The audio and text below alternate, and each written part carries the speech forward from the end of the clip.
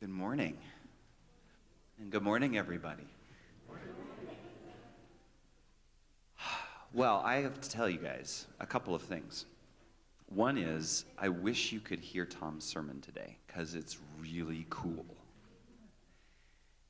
And a piece of why I think it's cool is because part of what I hear him talking about is how the people around us in the world and what's happening in the world around us, how it shapes us. Right? The things that are happening in our schools and with national parks, yes?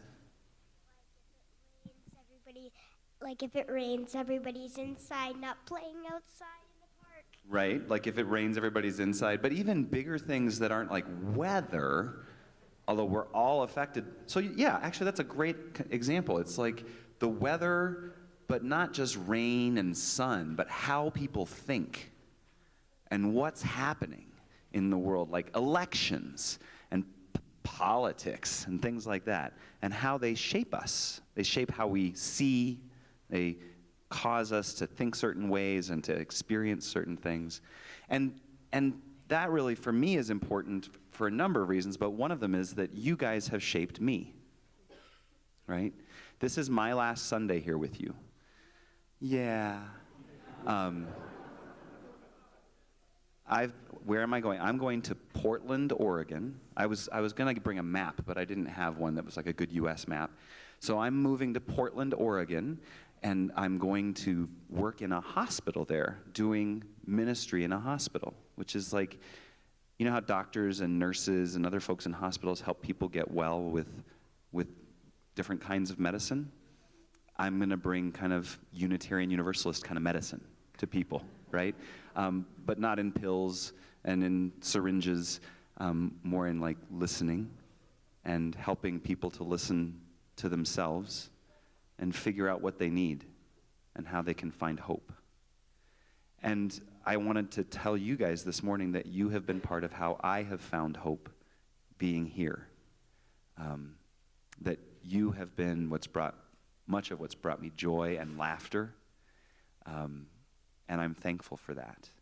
And you guys made a picture for me, or some of you helped make a picture for me that you guys gave them to me Friday night. And I understand you made this with like dirty paintbrushes or something like that and created this background. And then one of the other artists helped make the heart, and some of you guys picked out words to put on the inside. And there's words like warmth and understand and wise and compatible. Yeah, there's more words than I can read out loud right now. So I want to thank you for shaping me. And I want you to know that whenever I look at this, I will be thinking of you and remember that you are in my heart as well. And you can continue to shape me even though I'm not going to be here anymore. So thank you for that. And with that, I'm going to ask our family to light the chalice this morning. Britt and, there's a whole bunch of them. I'm not even going to try. Will you guys introduce yourselves when you get up there?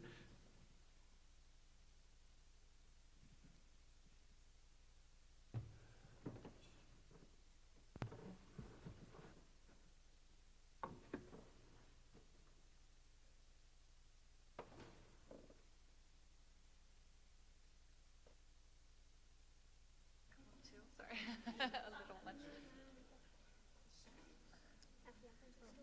Awesome.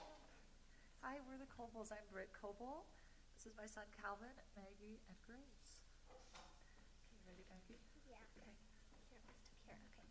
Symbol of light, symbol of knowledge, symbol of warmth, symbol of freedom. We light this chalice as a symbol of our faith. Here we gather to celebrate hope and the infinite possibilities of love.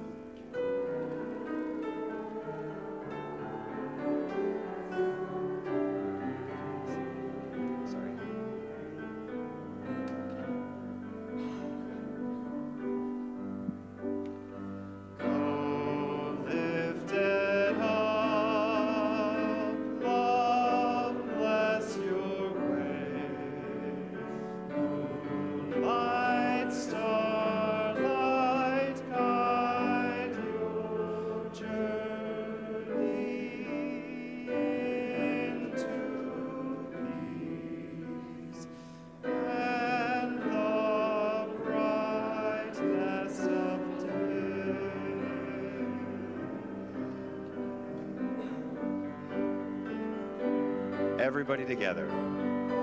Go lifted up, God bless your way.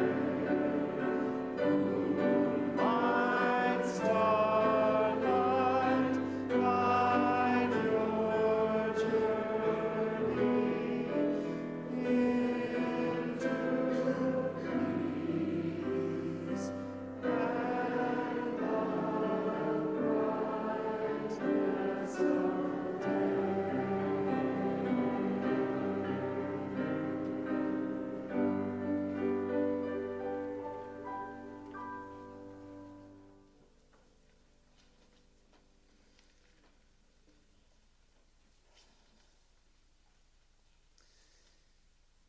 We take a moment now, as we do each week when we gather, to pause in silence and to seek that which can lift us and uphold us and renew us. And so I invite you now to take a moment to turn in silence towards that which you find most holy, for prayer, for meditation, and for reflection.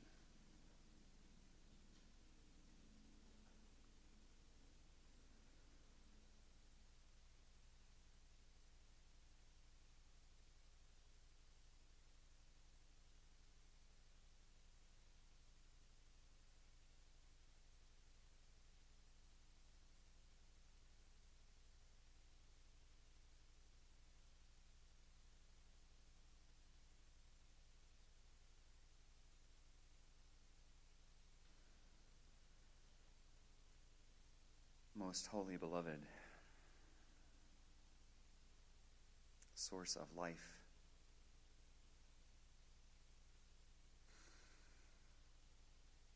we give thanks for being alive again today. And most especially on this day for that which lifts and guides and grounds us.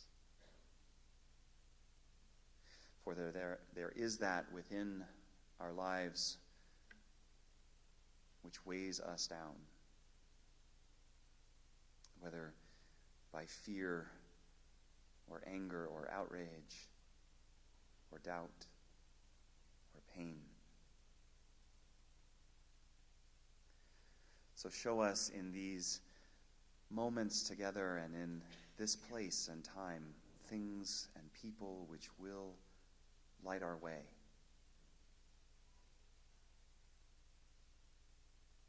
Illumine our inner lives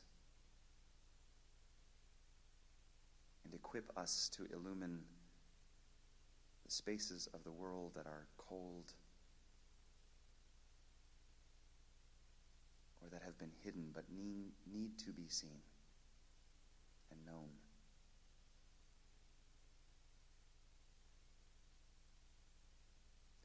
For those of us weary, bring comfort and encouragement.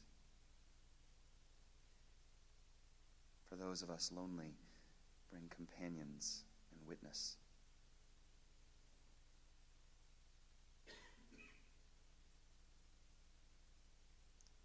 And for those who are not here,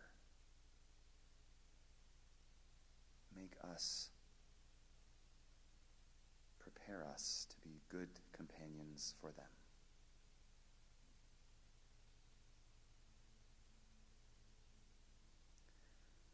To these imperfect words, we add the silent intentions of our hearts and minds.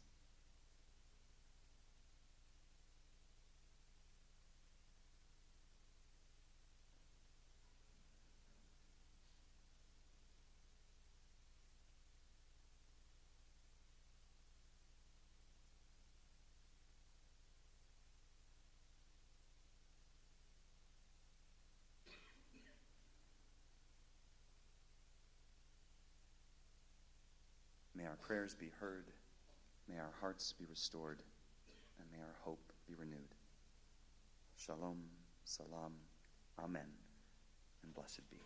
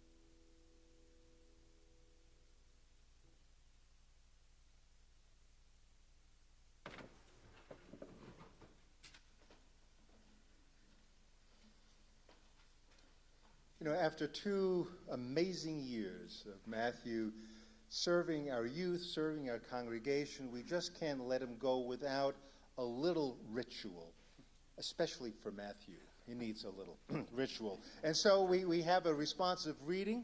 It's in your order of service, and if you would please read responsively with me, and if you wouldn't mind just standing. It just gives a little more formality to this occasion. Entering and leaving religious community is noteworthy. Not all entrances and exits are well marked. We must welcome all who enter and acknowledge the time of their leaving. Whoever plays a part in this church, be they guest or longtime congregant, be they staff, clergy, or lay leader, each of them, each of you, holds and carries a piece of this church within us.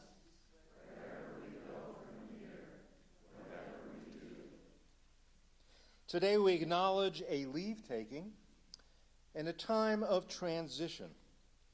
Reverend Matthew Cockrum has served as consulting minister for Congregational life since August of 2015. He was invited here to help this congregation explore and live into the possibility of sustaining 2 full-time clergy. In his role, he was charged with supporting and nurturing youth and adult education, deepening the welcoming and hospitality committees, augmenting and expanding the professional ministry in Sunday worship and in the public square. Matthew, we have benefited by your gifts and are grateful for your service.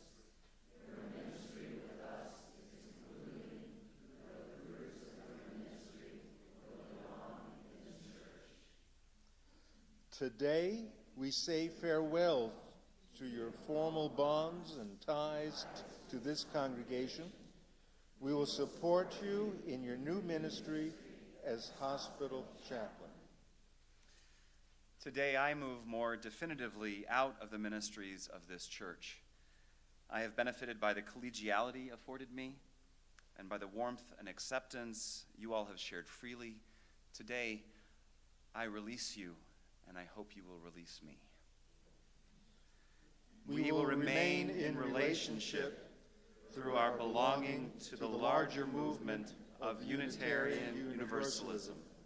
We pledge to hold each other in love and prayer from afar. Before we take our seats again, that you are an important, integral part of this church's history. What this church does to ministers historically, going back to 1891, and when ministers leave this beautiful congregation, we hang them. That's what that is up there, right? I always knew. So this is going to be a reminder of your ministry here. And 100 years from now, I can just hear this congregation buzzing in that corridor saying, man, they had some good-looking preachers back then, didn't they? Matthew, thanks a lot.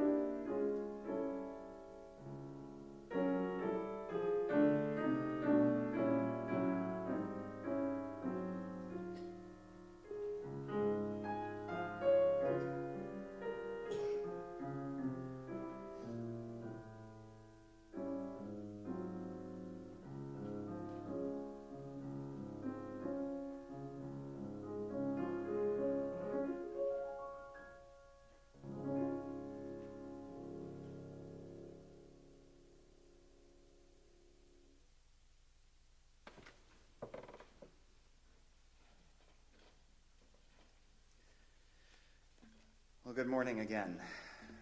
And for those of you who don't know, you know now, I'm Reverend Matthew Cockrum. For a few more days, a consulting minister here, but my last Sunday with you.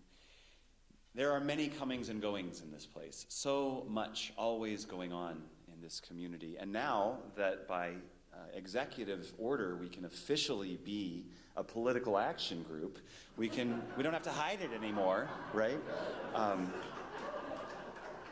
There's some clapping and booing, I'm not sure, I don't know, but good to know what we stand for or what we're invited, right, to be on the side of. And on behalf of that and with the knowledge of our strong and powerful environmental ministry, I want to remind you that today at 4 o'clock, all of us are invited to the Bureau of Land Management, where the Interior Secretary will be, on 440 West and 200 South. So really looking for a strong presence to protect Bears Ears, both from environmental reasons as well as looking at our commitment to indigenous peoples of this continent. So always more information about this and many other events in your order of service, in the social hall after service. But please do scan and find ways that you can connect and contribute your life and light to this place and its work. A couple other things that I want to draw your attention to. If you're new or newish to this congregation, there's an information session right after the service. You'll meet me or another member of the hospitality team here at the piano. We can take you to a little private coffee hour where you can ask questions about this crazy bunch and what they're up to and how you might connect here.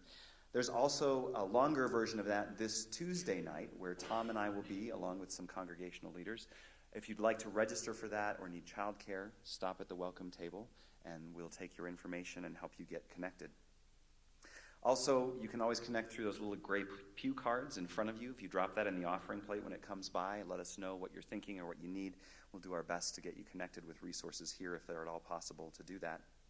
The church's pledge drive continues. We didn't get a yellow, no, Alexis is gone. That's too bad. Alexis was here earlier and he had yellow pants and he sashayed down the aisle with his yellow pledge card. So if you have not yet made your contribution to the church's upcoming fiscal year, July 1st through June 30, please do so because our annual meeting is coming up in a few weeks, and as much as possible, we'd like to know how much of a pledge income this congregation can expect. The agenda for the annual meeting is on the back of your order of service. It will be in this space immediately following the 11 o'clock service on May 21st, which is the last Sunday until September, I guess, that we'll have 2 Sunday services, okay? So there'll be sandwiches for sale so you don't have an excuse to go away and eat. You can stay here, participate in and contribute to the democratic life of this institution. And then after that Sunday, starting on the 28th, there'll be 1 10 o'clock service for the rest of the summer. Finally, I think, yes. Family Fun Night is sponsoring a free screening of a movie, ironic that it's a screening, called Screenagers. So this is a movie, it'll be shown here. You can get more information out in Elliott Hall. It'll be shown on the 25th at 6 p.m., a movie about technology and how it's affecting youth. So if you have any interest in that, whatever your age, feel free to join in. This and many other things you can find in your bulletin, but for now, if you would, as the ushers come forward to receive the offering, find your neighbor, introduce yourself to them. Welcome to First Church.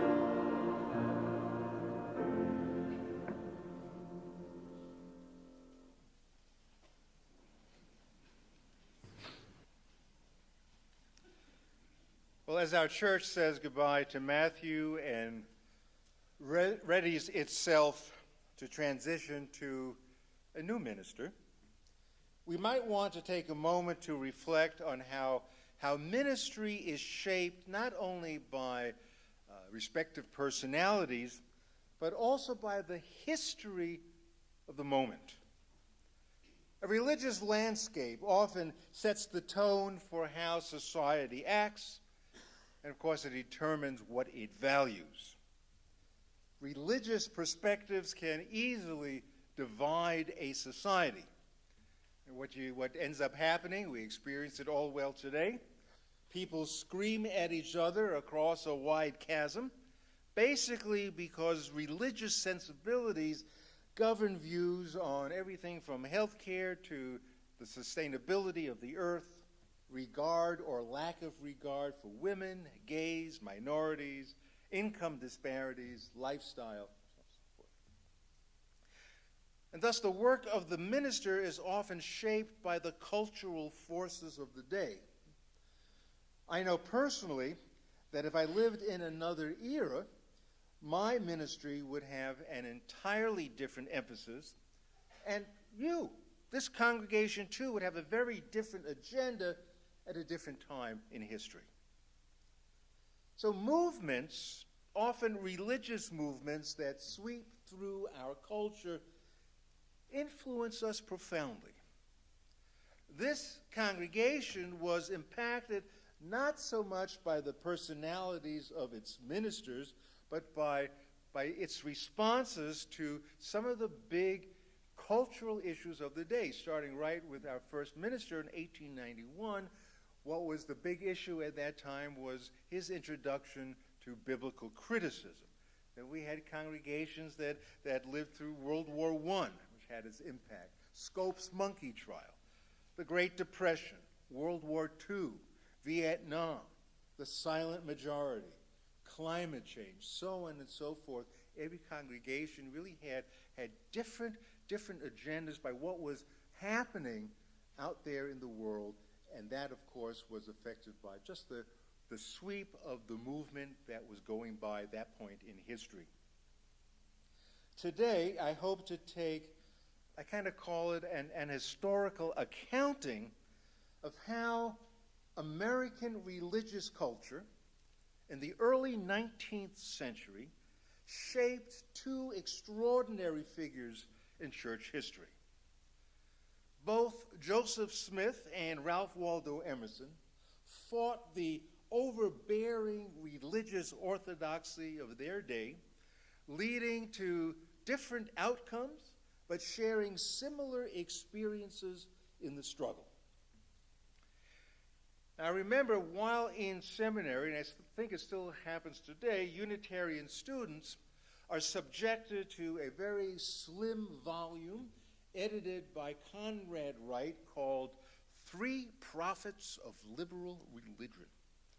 And the prophets referred to are William Ellery Channing, who organized the founding of the American Unitarian Association in 1825, Ralph Waldo Emerson, who emerged as a literary and religious giant in the Transcendentalist movement, and then the third prophet, Theodore Parker, whose subversive political activity remains an inspiration for today's activists. Now, when I arrived in Salt Lake City 30 years ago, I was overwhelmed with references to the prophet Joseph Smith. And I thought how lucky we Unitarians were because we had three prophets. And so we kind of win the prophet contest. You know, good for us. But I became increasingly fascinated by these two contemporaries, Emerson and Joseph Smith, because they were both New Englanders trying to arrive at some kind of religious meaning or understanding during the highly charged religious fervor known as the Great Awakening. I would say that Emerson was perhaps looking for the right religion that would suit his sensibilities, as liberals still do today, and Joseph Smith may have been more after finding a true religion which gives comfort to a lot of people of that mindset. But both Smith and Emerson were responding to the same damning Calvinism of that era, which shaped the culture of that time by invoking the wrath of a judgmental and punishing God who knew your every move. Now, Emerson was born in 1803. He grew up to exhibit much antipathy towards the clergy. He said it was the better part of a man that moved him to resign from the ministry, which is exactly what he did after 4 brief years of serving the Unitarian Church in Boston, the second church of Boston. Emerson maintained, and I think this is just a lovely image, Emerson maintained that God builds his temple in the heart. And then he goes on to say, God builds his temple in the heart on the ruins of churches and religion. He obviously sought a different religious expression from the prevailing orthodoxy. So the year of his birth, 1803, Lucy Smith, still 2 years out from delivering her son Joseph, felt that she was destined to die soon. She wanted a minister to baptize her so that her soul would be right with God, so that God would look more kindly upon her when she would, as she thought would be quite soon, depart from this world. But the problem was she couldn't get a minister anywhere to come to her house and perform the rites of baptism. With evangelical piety at a fevered pitch, all the righteous preachers around Turnbridge, Vermont, where the Smiths lived, all these righteous preachers required proof of church membership before administering any rites and rituals. The Smiths were religious people without belonging to a church. I hear that a lot among new people today, but I guarantee you it was a lot tougher then than now to be churchless. The first 40 years or so of the 19th century were fraught with competing ideas between piety and reason. The First Great Awakening and the Enlightenment represented a divide between a pre-scientific religious orthodoxy and an intellectual embrace of science and facts. Facts seem to carry much more weight in the early 19th century than they seem to these days. You know, oh, you bring facts? Okay, yeah. Okay. Today, well, different story. In Europe, the Enlightenment was manifest in the salons of Paris with their famous philosophers like Rousseau and Voltaire. But the Enlightenment figured heavily in this country as well, with the likes of Thomas Paine, Thomas Jefferson, John Adams, Benjamin Franklin, who felt that the human intellect could perfect society. Reason and scientific knowledge, they claim, would advance us to a higher level. So you could just see how that clashed with the piety of that time, and even today. In 1805, 2 years after Emerson's birth, Joseph Smith was born to Joseph Smith Sr. and Lucy Mack, who did survive her illness without any clerical baptism or ritual.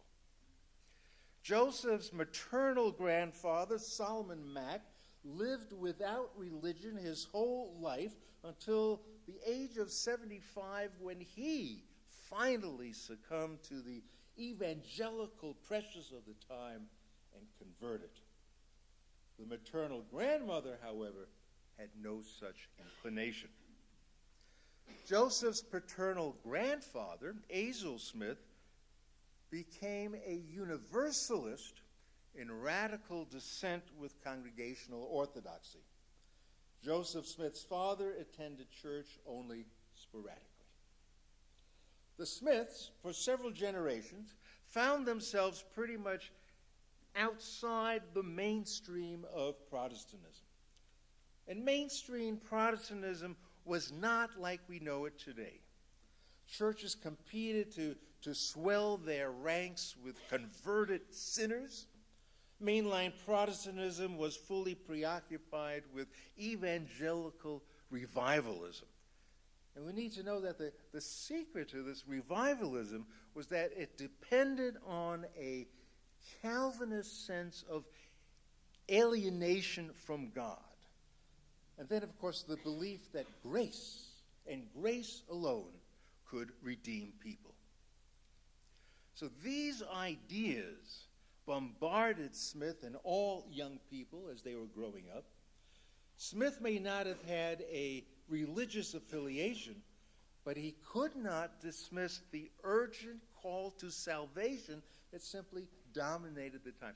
You just couldn't turn your back to these echoes, constant echoes and reverberation of salvation and the revivalism. It really was an enormous pressure. Smith's mother, Lucy, a bit susceptible to the religious tidal wave, gave revivalism an occasional try, and she literally dragged her husband with her. And so when the Universalist grandfather, Azel, discovered that his son and his daughter-in-law were attending a Methodist church, he drew up to their house, opened the door, didn't even go in, just threw a copy of Tom Paine's Age of Reason, just threw it to the house, and he said, "Read this until you believe it." I've tried that with my kids, too, on occasion, but it just, it doesn't work. You know that.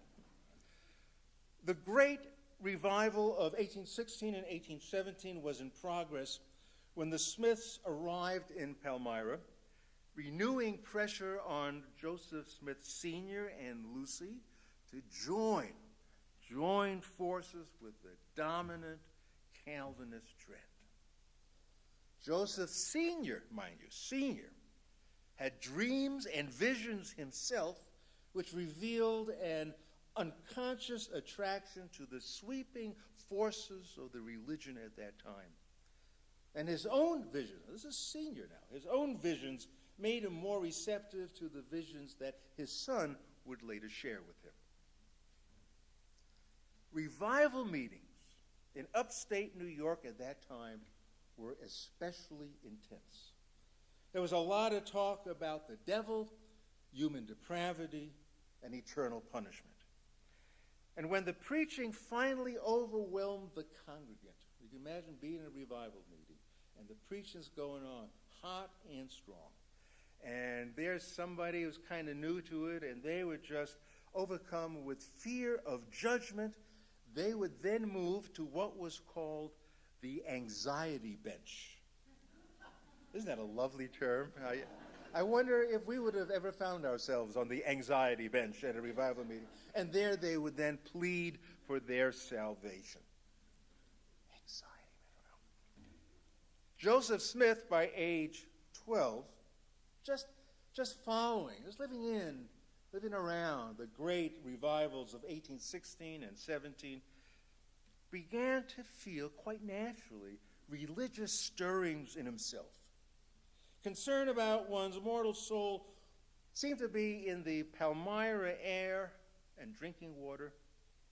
And so one day, Joseph Smith admitted to himself that he wanted to get religion too, that he wanted to feel and shout like the rest of them, but he could feel nothing.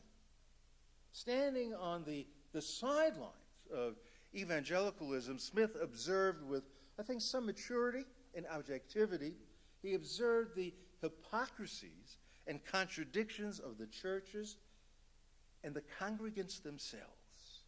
He said people still acted in mean-spirited ways despite being saved. He wondered and doubted that any of the churches held the true doctrine. In similar fashion, Ralph Waldo Emerson expressed the skeptical view that the history of the Christian church, can you imagine? I mean, he's going back to ground zero, from the time of Jesus. The history of the whole Christian church reflects the degradation of faith. Emerson said that the Christian church had distorted Jesus' message, that the church was built not on the principles of Jesus, but on old, meaningless conventions. The small town of Palmyra in western New York became rather oppressive to all those people who were trying to avoid conversion. Converts were expected to deny themselves the usual forms of good times and keep their thoughts fixed on eternity. They typically gave up music and drinking and card playing and dancing. And even Brigham Young, at a later date, said he found his cheerless upbringing in the Methodist house nearly unbearable. For Joseph Smith, the values shaped by the revivals had a profound impact on him, despite that he never joined. He never did join. Even as an adult, Smith had qualms and reservations about loud laughter. Just couldn't deal with it. People didn't do that. Of course, that was the culture of his growing up years. People didn't laugh loudly. And as a young man, he worried about small indulgences and falling victim to temptations and appearing, these are kind of the words, I can hear evangelicals saying this. So Smith worried about appearing unsightly in the eyes of God. And he felt condemned for his weakness and imperfections.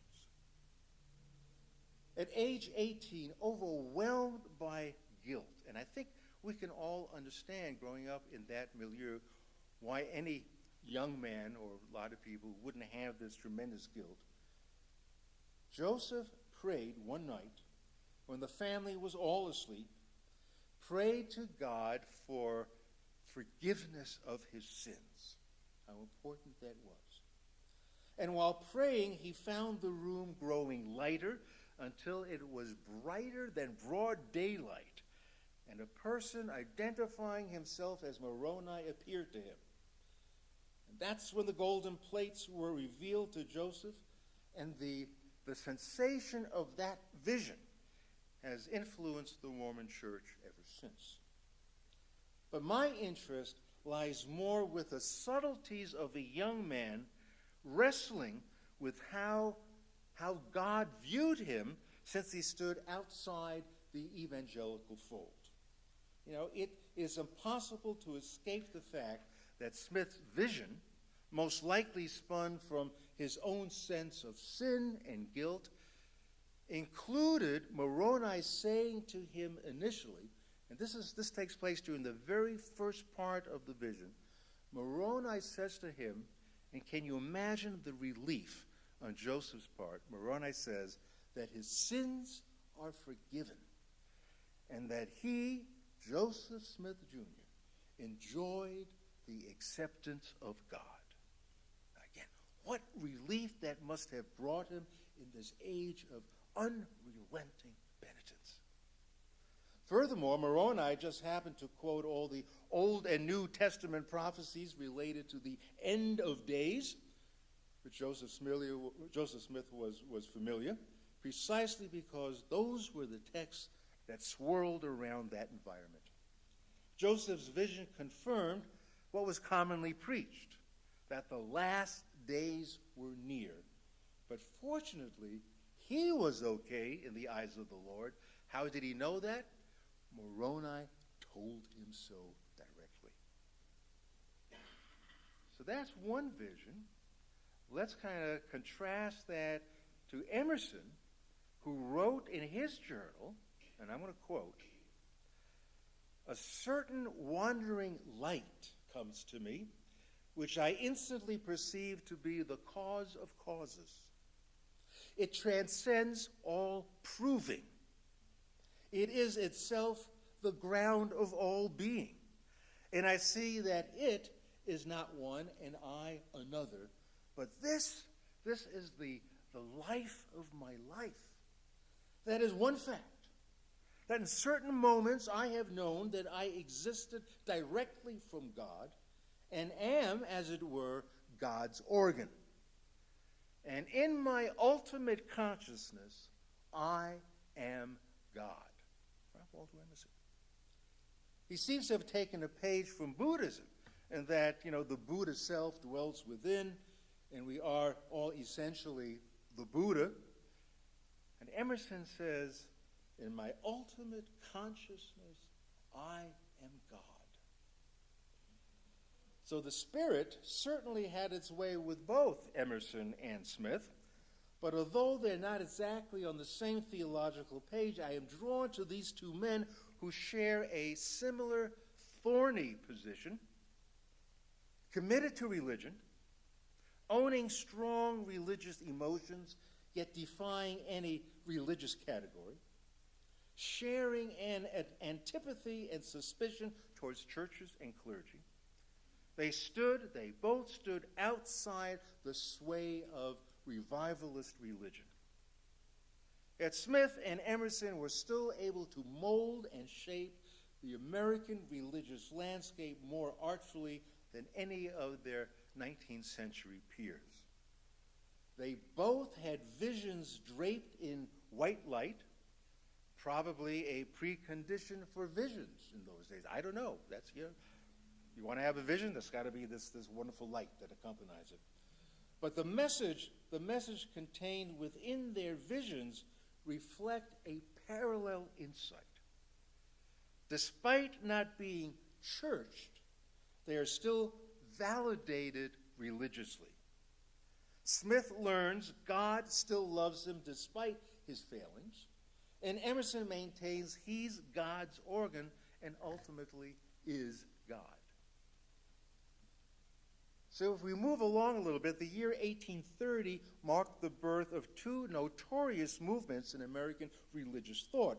Mormonism, which was organized as a bona fide religion through the leadership of Joseph Smith, and Transcendentalism became a legitimate American expression of European Romanticism, mostly German Romanticism, through the eloquence of Ralph Waldo Emerson. Both Mormonism and Transcendentalism, both religious movements, challenged the pervasive religious customs and expressions, and both Smith and Emerson were condemned as heretics, of course, and infidels by the standard bearers of society's religious norms. And just to be clear, infidelity meant a falling out of line both in theology and society. Infidels were viewed as threats, real severe threats to the church and to society itself.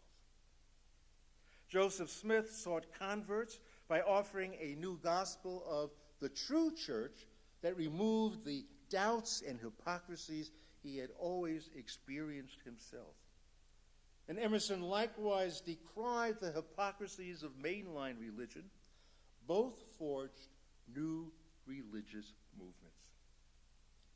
Smith considered himself a prophet because the Lord had selected him to be his mouthpiece throughout the nation, throughout the world at that time.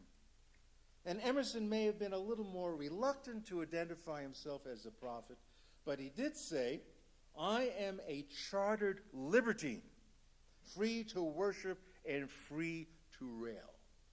And we may want to try that line with our neighbors and explain to them, well, Unitarianism is it's really a libertarian religion. And I think these pews will be absolutely flocked by millions of people. Wow. A libertarian religion, got to try that. In the context of the religious and political world of the 19th century, in which Emerson and Smith both matured as religious leaders, each at some point in his life held enormous distrust for the institutional church. Although Emerson was once a part of it and Smith later developed one of his own, they were radical and courageous in their respective efforts to what they really both sought to do was disarm Calvinism and this horrendous doctrine of fear. This is what they both fought so strictly against. They both wanted to crack a religious fundamentalism dripping with hypocrisy. Emerson and Smith obviously pursued very different kinds of lives, but they are both committed to offering alternatives to a highly charged religious society so influenced by orthodoxy. People suffered greatly in those days, and among them, just to name a couple, Elizabeth Cady in Troy, New York, and of course, who was really quite articulate about this, was Emily Dickinson from Amherst, Massachusetts. Both these women expressed some of the trauma, and it really was traumatic. They expressed the trauma living in those times with this constant pressure to conform, to convert, and to take a seat on the anxiety bench. That's what they were destined to do. It was a vicious period of time in which one hoped to find one's own way, and lives were formed as a response to, you can imagine, all this prevailing judgment about human nature. Emerson and Smith took divergent paths, but the Spirit touched them both as they, as well as we, try to make sense of it all. In our own interesting times, when facts are slippery, common sense is missing, and it feels like the end of days, it feels that way especially for liberals, ministry will run a different course than it did just a few years ago. And so as Matthew moves to Portland and Monica moves here to Salt Lake City, they will still own their respective personalities and styles, but the shape of their ministries will undoubtedly be affected by the period of history called now. We're still going to try to create a religious home that feels right, not true, feels right, for all who come seeking. And our struggle to provide that kind of atmosphere and ambiance and religious freedom in a conservative period in history will be every bit as trying as it was for Joseph Smith and Ralph Waldo Emerson way back in time. May we conclude by turning our hymn books, please, to number 295.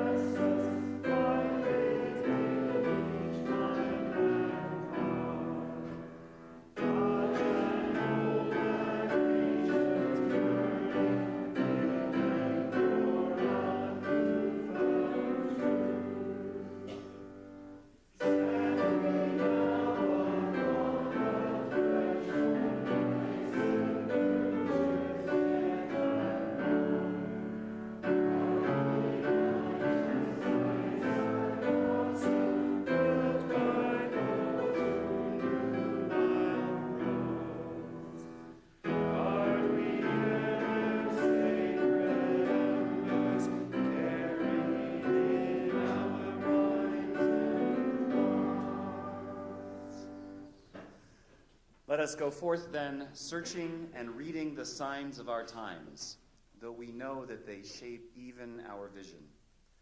Let us go seeking and creating that which is right, releasing that which we must release, guarding that which is ours to guard, seeking the ministry that calls us, and taking up that which we must. And in doing so, may we know the companionship of God and of love. Here's to the work, friends. here's to the journey. Go in peace and make peace. Amen.